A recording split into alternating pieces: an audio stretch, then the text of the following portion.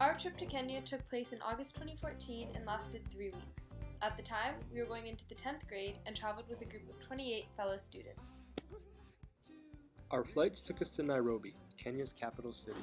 From there, it was a day's lorry ride to Irakat, the rural community in the Masai Mara that would be serving as our temporary home. Our campsite consisted of a series of army tents in which we slept, surrounding a central mess tent where we took our meals and spent time as a group. We had electricity for a few hours each night, powered by a generator, and all of our needs were taken care of by local staff employed by Me2We. When Me2We works with a new community, they address what they see as the 5 main pillars of sustainable development. These are clean water and sanitation, healthcare, agriculture and food security, alternative modes of income, and education. Throughout our trip, we were able to witness how Me2We has taken action with regards to each of these categories. In developing countries, many women are required to walk many kilometers to collect water for their families. We had the chance to meet one such woman and spent a morning joining her in her daily water walk. Carrying either 5, 10, or 20-liter containers on our backs, we experienced what the daily reality of many people around the world entails. In Irakat, the community water source is almost 3 kilometers from the majority of the homes, and even this, simply a nearby stream, is not clean. In order for a community to become sustainable, Me2We believes that they must develop their own methods and practices of obtaining food security. To assist with this, Me2We has worked with rural communities in kickstarting their agricultural practices. We had the chance to visit one of these projects, a vegetable farm. Not only does this method of assistance provide local communities with a sustainable food source, but it also ensures that they can continue to be self-sufficient in future years as they continue to develop and become more independent.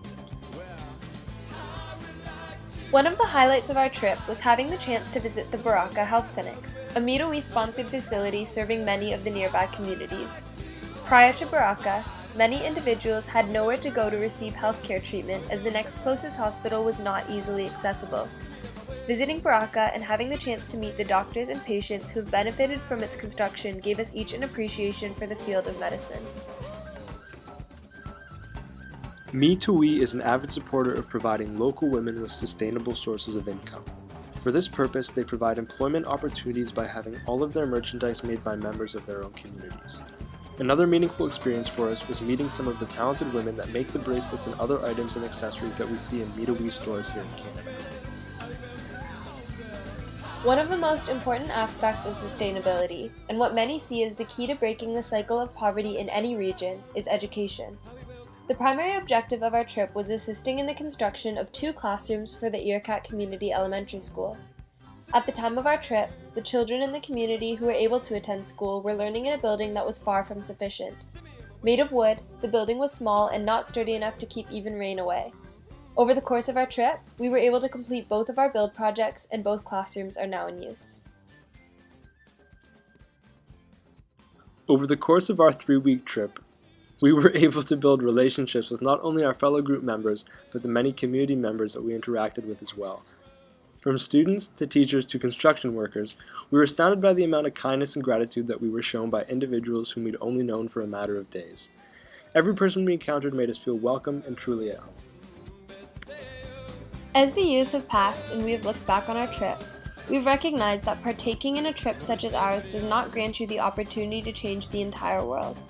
However, we returned home with a new global perspective and feeling blessed that we had the chance to make a difference in at least one community.